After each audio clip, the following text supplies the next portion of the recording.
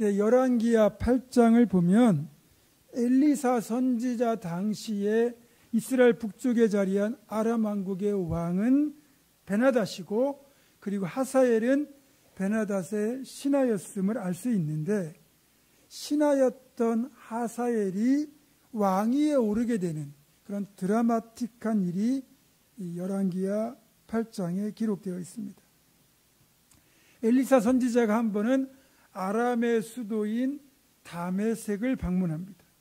당시 아람 왕 베나닷이 병이 들었는데 좀처럼 낫지를 않던 차에 엘리사 선지자가 다메섹에 왔다는 말을 듣고는 자기 신하인 하사엘을 엘리사에게 보내 자기 병이 나을 수 있는지를 물었습니다.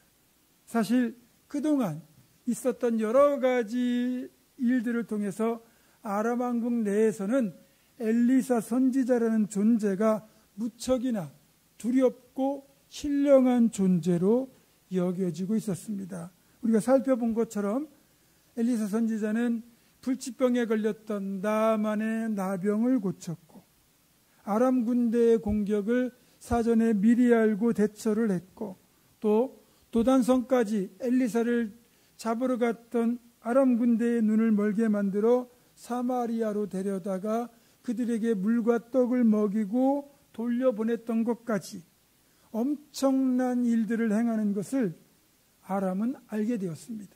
그것도 아람 왕국과 관련된 일들만 해도 이렇다는 거죠. 그래서 엘리사 선지자가 보통의 그런 있는 종교들의 선지자가 아니라 진짜 살아계신 하나님의 선지자라는 걸 이들은 뼈저리게 깨달았던 거죠. 그래서 아람 왕 베나닷이 엘리사에 대한 두려움과 존경심을 가지고 이제 자기 병이 나을 수 있는지를 물어보기 위하여 예물을 가지고 하사엘을 보내서 그렇게 물었던 겁니다. 하사엘은 왕의 명령에 따라 엘리사를 찾아와 이렇게 묻습니다.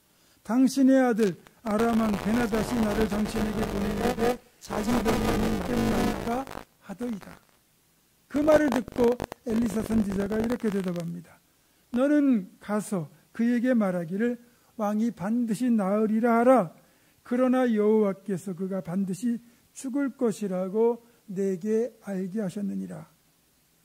그렇게 말하고는 한참 동안을 하사엘이 부끄러울 정도로 하사엘을 쏘아보다가 눈물을 흘리는 겁니다. 하사엘도 엘리사의 이런 태도에 당혹스러워 어쩔 줄 모릅니다. 내 주여 어찌하여 우시나이까? 엘리사가 대답합니다. 네가 이스라엘 자손에게 행할 모든 악을 내가 알미라. 네가 그들의 성에 불을 지르며 장정을 칼로 죽이며 어린아이를 맺히며 아이벤 부녀를 가르리라. 당신의 개 같은 종이 무엇이기에 이런 큰 일을 행하겠습니까? 하나님께서 네가 아람 왕이 될 것이라고 내게 알게 하셨느니라. 그러니까 엘리사 선지자는 성령의 감동을 통해서 하사엘이 왕이 되고 왕이 된 하사엘의 군대에 의하여 북왕국 이스라엘이 침공을 당하고 고통을 당하게 될 것을 미리 알게 된 겁니다. 그래서 이런 반응을 보인 거죠. 실제로 엘리사의 말대로 왕이 된 하사엘에 의하여 북왕국 이스라엘이 침공을 받아 이스라엘이 많은 고통을 당해야 했거든요. 엘리사에 의해서 이렇게 왕이 될 것이란 말을 듣게 되었지만 사실 하사엘이 왕이 된다는 사실은 이미 엘리사 선지자 이전 엘리야 선지자 때 예언된 내용입니다. 열왕기상 19장 15절입니다. 여호와께서 엘리야에게 이르시되 너는 내 길을 돌이켜 광야를 통하여 다메섹에 가서 이르거든 하사엘에게 기름을 부어 아람의 왕이 되게 하고. 그러니까 하나님께서 호렙산에서 엘리야에게 주셨던 세 가지 기름 부음의 사명이 있거든요. 예후에게 기름을 부어 이스라엘의 왕이 되게 하고, 하사엘에게 기름 부어 아람의 왕이 되게 하고, 엘리사에게 기름을 부어 엘리사 선지자의 뒤를 잇게 하는 세 가지 기름 붓는 그런 사명을 주셨는데, 우리가 아는 것처럼 엘리사를 찾아가 기름 붓는 장면은 기록되어 있지만 나머지 두 장면은 기록되어 있지 않습니다. 어쨌든 엘리야를 통하여 하나님께서 이렇게 하사엘을 아람의 왕으로 세우신다는 사실이 이미 선포되었는데 그것이 지금 엘리사 선지자 때 드디어 성취가 되고 있습니다. 엘리사의 대답을 듣고 왕궁으로 돌아간 하사엘은 어찌 되었느냐고 묻는 베나닷의 말에 왕이 반드시 나을 것이라고 말씀하셨다. 그렇게 대답을 합니다. 이제 베나닷을 안심시키기 위해서 한 말이죠. 그리고 이어지는 내용을 보니까 그 다음날 하사엘이 병석에 누워있는 베나닷을 이불을 물에 적시어 그렇게 덮어서 질식시켜버립니다. 그렇게 제거하고 자기가 왕 위에 오릅니다. 이렇게 하사엘이 직접 왕을 죽이고 왕 위에 오른 것 같지만 이 모든 일은 이미 엘리야 때 하나님이 계획하시고 엘리사 때에 성취된 일입니다. 비록 하나님을 섬기는 나라는 아니지만 이렇게 보면 세상의 모든 나라, 모든 통치가 하나님 손에 달려있음을 여기서도 깨닫게 됩니다. 하나님 모든 것의 주관자, 통치자가 되십니다. 그렇기 때문에 세계 모든 나라와 민족의 역사를 주관하신 분이 하나님이라는 사실을 잊으면 안 되고 그것은 우리도 해당된다는 것, 그 사실을 우리가 알아야 되죠. 그런데 사람들이 이 사실을 잘 모르죠. 그래서 자기가 잘나서 성공하고 자기가 잘해서 높은 자리에 오른 것이라고 착각하지만 하나님이 허락하지 않으시면 결코 사람의 힘으로는 스스로 이룰 수 있는 것이 아무것도 없다는 겁니다. 우리가 이런 사실을 인정하고 이 사실을 믿는다면 하나님께 내 삶을 다 내어 맡겨야 됩니다. 그러면 하나님이 나에게 가장 복된 길로 나를 이끌어 주시고 그런 나를 통하여 놀라운 일을 행하실 것입니다. 그렇게 하나님께 자신의 삶을 맡기는 우리가 되기를 주님의 이름으로 축원합니다. 이렇게 이스라엘의 가장 강력한 대적이자 정치적 영향력을 미치고 있는 아람 왕국에서는 베나닷이 죽고 하사엘이 왕이 되는 큰 정치적 변화가 일어나고 있었고 또 북왕국 이스라엘의 남쪽에 위치한 남왕국 유다에서도 정세가 급변하고 있었습니다. 여호사밧의 아들 여호람이 즉위 8년 만에 사망을 하게 되고 여호람의 아들 즉 여호사밧의 손자인 아하시야가 유다 왕국의 왕위에 오르게 됩니다. 여호사밧의 아들 여호람은 우상 숭배자인 아내 아달랴의 낌에 빠져서 여호와 보시기에 악을 행했던 왕입니다. 그런데 그 아들 아하시야가 왕이 되니까 그의 모친 아달랴가 더 설쳐되기 시작합니다. 이렇게 북왕국 이스라엘뿐만 아니라 남왕국 유다마저 이제 우상 숭배와 죄로 인하여 타락한 상태라는 것을 염두에 두시고 오늘 본문 말씀을 살펴보시면 좋겠습니다. 신학적으로 볼 때 우리 하나님의 대표적인 두 가지 속성, 두 가지 성품은 사랑과 공의입니다. 하나님의 사랑의 성품은 길이 참으시고 기다리시고 용서하시고 회복시키시는 은혜와 긍휼을 베푸시는 성품입니다. 반면에 하나님의 공의는 하나님의 거룩하심에 따라 죄를 참아보지 못하고 죄의 경중에 따라 심판하시는 성품입니다. 만약에 하나님의 공의만 나타난다 그러면 우리는 아무도 살 수가 없습니다. 아무도 이 땅에 존재할 수가 없습니다. 죄 때문에 그때마다 심판을 받아 결국 죽어야만 하거든요. 반면에 하나님의 사랑, 그 성품만 나타난다면 이 세상은 더 이상 아름다운 세상이 아니라 오히려 온갖 죄악으로 가득한 무법 천지가 되고 말 겁니다. 어떤 짓을 저질러도 사랑의 하나님이 그냥 놔두실 테니까 세상이 엉망이 되지 않겠습니까? 그런데 하나님의 사랑, 하나님의 공의의 이 성품이 조화를 이루면서 나타나기 때문에 지금 이 세상이 유지될 수 있는 것이고 우리가 존재할 수 있다는 거죠. 자, 오늘 본문을 보면 드디어 예전 아합 가문에 대한 사랑의 성품으로 주어졌던 하나님의 기다림의 시간이 끝나고 드디어 이제는 하나님의 공의로 이루어지는 심판이 본격적으로 시작됩니다.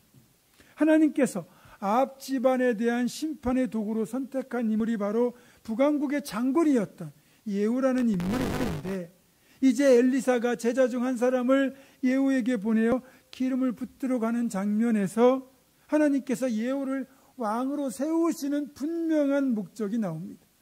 예후가 일어나 집으로 들어가니 청년이 그의 머리에 기름을 부으며 그에게 이르되, 이스라엘 하나님 여호와의 말씀이 내가 내게 기름을 부어 여호와의 백성 곧 이스라엘의 왕으로 삼노니 너는 네 주 아합의 집을 치라. 내가 나의 종 곧 선지자들의 피와 여호와의 종들의 피를 이세벨에게 갚아주리라. 그러니까 예후에게 기름을 부어 왕을 삼는 이유는 아합과 이세벨에 의하여 흘린 하나님의 종들의 피를 갚아주기 위함이다, 이렇게 말하고 있습니다. 따라서 이제 예후를 통하여 하나님으로부터 공의의 심판을 받는 대상은 아합의 직계뿐만 아니라 그의 딸인 아달랴가 시집을 간 남왕국 유다의 여호사밧 가문까지도 포함이 되는 겁니다. 분명히 말씀드린 것처럼 악인과의 잘못된 관계, 교제는 분명히 불행한 결과를 초래하게 되어 있습니다. 믿음으로 말씀으로 살고자 애를 썼던 여호사밧이었지만 여호사밧이 악인 아합과의 관계를 끊지 못하고 오히려 아합의 딸인 아달랴를 자기 아들 여호람을 위하여 며느리로 맞아들였던 결과 결국 여호사밧은 자신의 가문도 결국 멸망하게 만들고 말았습니다. 그래서요, 여러분, 아프고 힘들어도 끊을 건 끊어야 우리가 살 수 있습니다. 사람과의 관계도 그렇고 나쁜 습관도 그렇고 좋지 않은 것은 우리가 과감히 끊어내야 됩니다. 의사가 술, 담배 하지 말라고 경고하면 그렇게 잘 끊는 분들이 하나님께서 말씀을 통하여 그렇게 끊으라고 하는 것은 왜 잘 못 끊는지 모르겠습니다. 끊어야 살 수 있습니다. 여러분의 경고를 통해 하나님께서 여호사밧에게 잘못된 관계를 끊으라고 하셨건만 여호사밧은 끝내 아합과의 관계를 끊지 못했고 결국 그게 자기 자식을 죽게 만들고 손자를 죽게 만들고 아예 집안 전체를 망하게 만드는 결과를 가져오고 말았습니다. 자, 그러면 하나님께서 왜 아합의 시대에 즉각 심판을 내리지 않고 2대, 3대까지 심판을 미루신 것일까요? 아합 같은 악인들은 죄를 짓는 즉시 심판을 내리셔야 죄를 짓지 않을 텐데 말입니다. 제가 조금 전에도 말씀드렸지만 하나님의 사랑, 그 성품이 악인으로 하여금 죄를 깨닫고 회개하고 돌이키기를 기다리시고 그런 돌이킬 기회를 주시기 때문이라는 겁니다. 이것이 하나님의 본래 마음, 본심이거든요. 에스겔 18장 23절입니다. 주 여호와의 말씀이니라. 내가 어찌 악인이 죽는 것을 조금이라도 기뻐하랴. 그가 돌이켜 그 길에서 떠나 사는 것을 어찌 기뻐하지 아니하겠느냐. 여러분, 하나님의 마음이 이거잖아요. 악인이 죽는 걸 조금도 기뻐하지 않으신다는 겁니다. 악인이 회개하고 돌이켜 사는 걸 원하신다는 거예요. 그렇기 때문에 하나님은 악인이 죄를 지었을 때 즉각 심판하지 않고 그가 깨닫고 돌이킬 기회를 기다리며 주시는 거예요. 하나님이 아합이 악한 일을 저질렀을 때 즉각 심판하지 않으시고 또 당대에 심판하지 않으시고 심판이 미루어진 것, 그것은 하나님의 사랑, 그 성품으로 인한 길이 참으심과 기다리심 때문인 겁니다. 실제로 하나님은 심판이 유보되는 그동안에 아합이 또 그의 집안이 깨닫고 돌이키기를 기대하셨습니다. 기다리셨습니다. 따라서 아합과 그의 집안은 이렇게 심판이 유보되는 동안 깨닫고 돌이켜야만 했습니다. 그런데 당장 심판이 나타나지 않으니까 이것이 잘못이나 악행인 줄 모르고 내 마음대로 나쁜 짓을 하고 살아도 하나님이 심판하지 않는다고 착각했는지 모르겠습니다. 그래서 돌이키지 않은 거죠. 이런 모습은 솔직히 말해서 아합이나 우리나 크게 다를 바가 없습니다. 제가 생각해도 저는 참 나쁜 놈인 것 같아요. 그런데 만약 제가 죄를 지었을 때 하나님이 그때마다 즉각 심판하셨다면 지금 나는 존재하지 않을 겁니다. 그런데 하나님의 사랑이 그런 날을 회복될 수 있도록 참고 기다려 주셨기에 부족한 나이지만 지금 내가 이 모습으로 존재할 수 있는 거거든요. 그러니까 하나님의 사랑이 기다려 주실 때 깨닫고 돌이키는 자가 지혜로운 자인 겁니다. 자, 그렇다면 공의의 심판은 언제 이루어질까요? 공의의 심판은 하나님이 사랑으로 참고 기다려도 끝내 돌이키지 않을 때 나타납니다. 하나님이 아무리 참고 기다리고 또 참고 참아도 아합 집안의 죄악은 줄어들지를 않았고 오히려 남한국 유다까지 그 우상숭배와 죄를 전염시키고 있었습니다. 할 수 없이 하나님은 유보했던 심판을 시작하셨습니다. 그 심판의 도구로 선택된 사람이 바로 오늘 본문에 나오는 예후인 겁니다. 예후는 사실 특별히 내세울 만한 게 없는 평범한 인물입니다. 나름대로는 성품도 강직하고 또 신앙도 있다고 볼 수 있지만 다윗 같은 이들과 비교하면 턱없이 부족한 사람입니다. 그럼에도 예후는 아합의 가문을 심판하는 도구로 선택을 받고 왕가를 이루는 축복까지 받았습니다. 예후가 자격이 있어서 그런 것이 아니고 하나님이 전적으로 예후를 택하여 사용하신 겁니다. 예후가 철저히 하나님의 선택으로 인하여 왕이 된 것처럼 이제 우리는 하나님의 선택을 통하여 택하신 족속, 거룩한 나라, 왕 같은 제사장이 되었습니다. 값없이, 조건 없이 우리를 사랑하셔서 우리를 구원하신 하나님의 그 택하신 은혜에 날마다 이 사실을 깨닫고 감격하고 감사가 넘칠 수 있어야 됩니다. 내가 잘나서 내가 똑똑해서 쓰임받는 것이 아닙니다. 순전히 하나님의 은혜입니다. 따라서 우리의 구원은 하나님의 은혜로 값없이 받는 선물입니다. 따라서 우리는 구원받았다는 사실에 대해 조금도 교만하거나 나의 선한 행위를 자랑해서는 안 됩니다. 이 사실을 잊지 말고 가슴에 새기고 끝까지 감사와 함께 겸손한 우리가 되기를 주님의 이름으로 축원합니다. 드디어 당대에 존재하던 세 명의 대표적인 악인들에 대한 하나님의 심판이 예후의 손을 통하여 집행됩니다. 지금 북왕국의 왕 요람은 길랏 라못에서 아람 군대와 전투를 벌이다가 전투 중에 부상을 입고 상처를 치료하기 위하여 이스라엘에 있는 자신의 별궁에서 요양을 하고 있었습니다. 예후는 그 요람을 제거하기 위하여 이스라엘로 즉각 움직였습니다. 그런 예후와 군사들을 이스라엘 성벽 망대에 서서 파수를 부던 병사가 발견을 합니다. 그리고 요람 왕에게 즉각 보고를 하죠. 요람은 즉각 한 사람을 말에 태워 예후를 맞이하게 하면서 평안하냐고 묻도록 합니다. 평안하냐고 묻는 이유는 지금 전쟁 중인데 전쟁에서 돌아온다는 건 승리하고 오는 길이냐라고 묻는 거죠.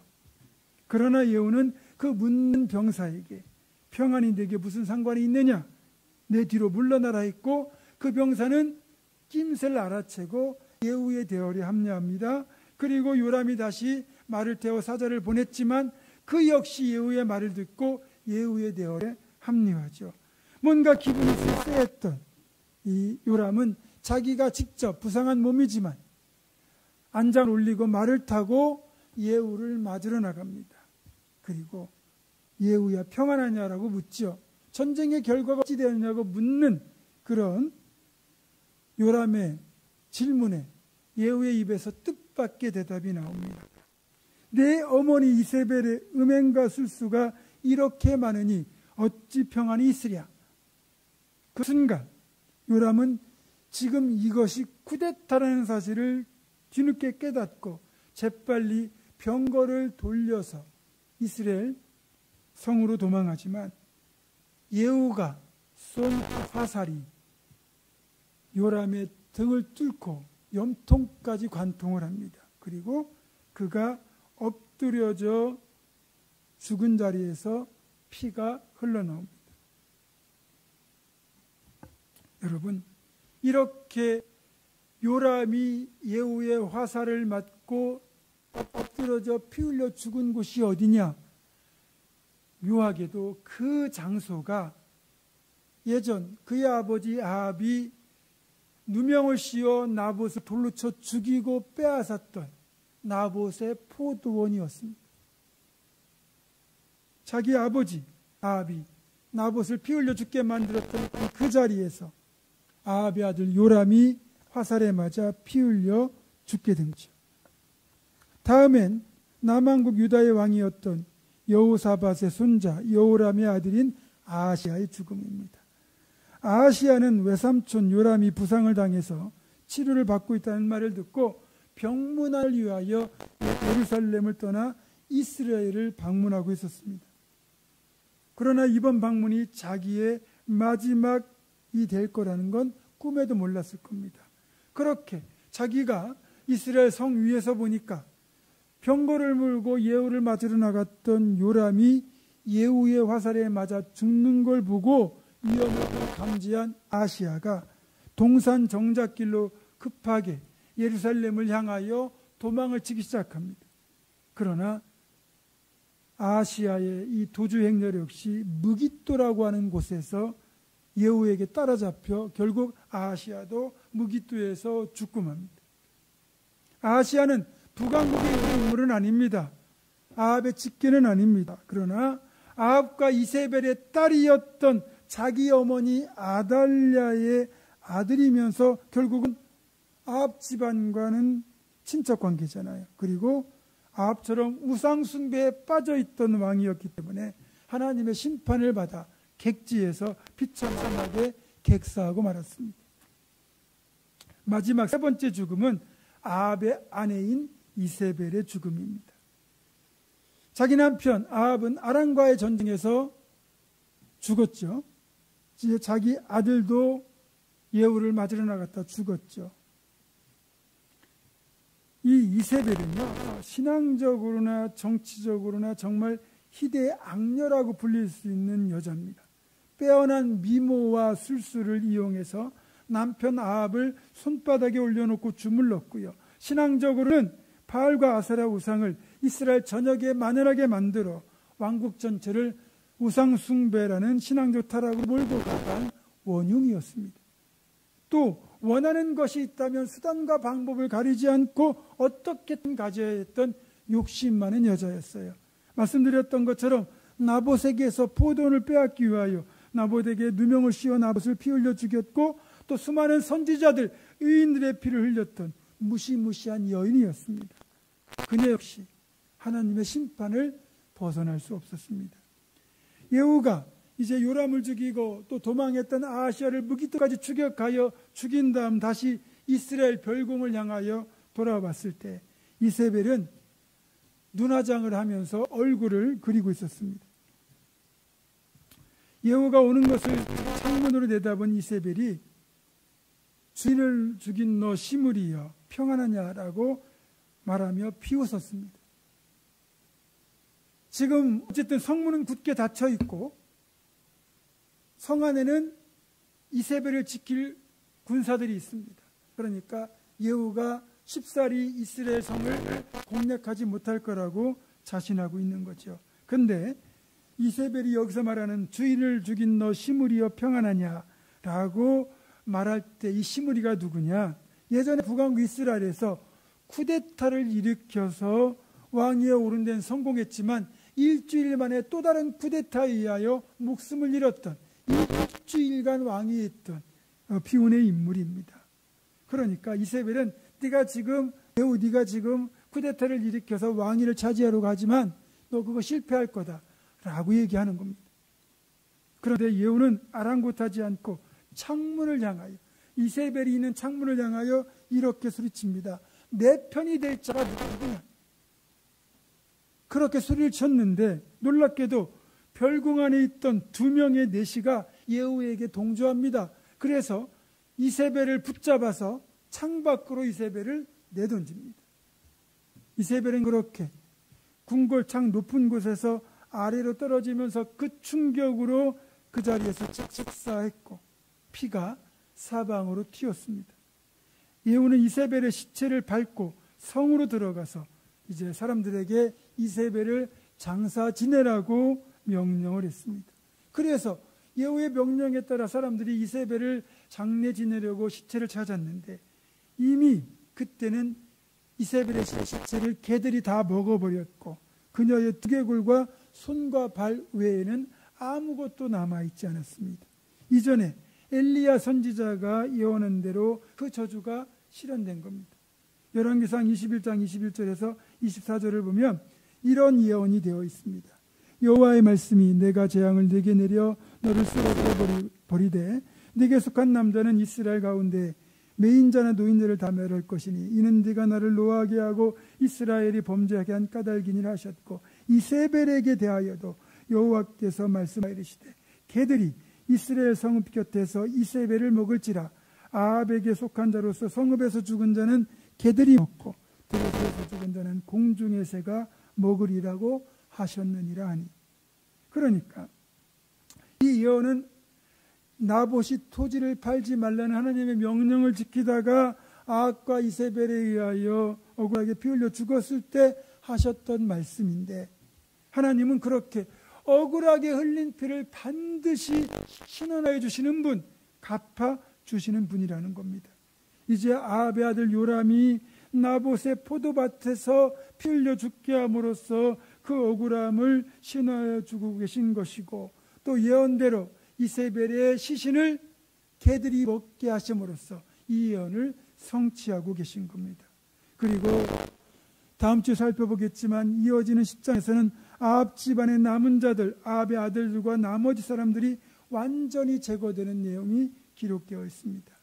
여러분 그렇습니다.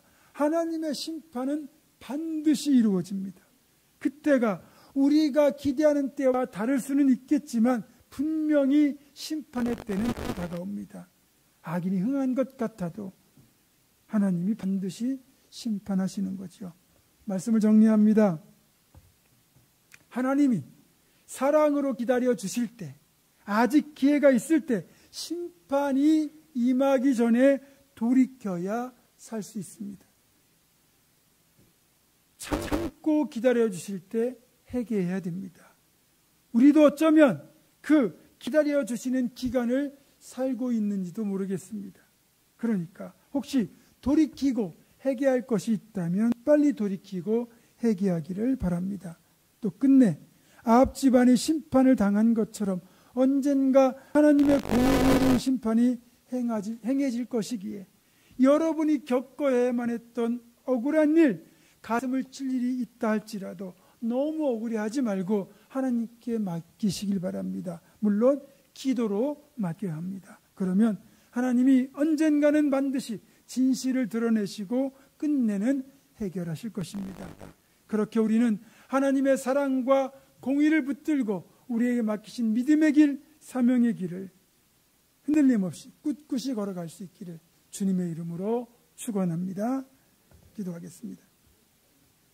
사랑과 공의의 아버지 하나님, 길이 참고 기다려주시는 하나님의 사랑을 깨닫고 죄에서 속히 돌이키게 하시고 억울한 일을 당할 때 하나님께 맡기는 우리가 되게 하여 주시옵소서. 우리 주 예수 그리스도의 이름으로 기도드립니다. 아멘.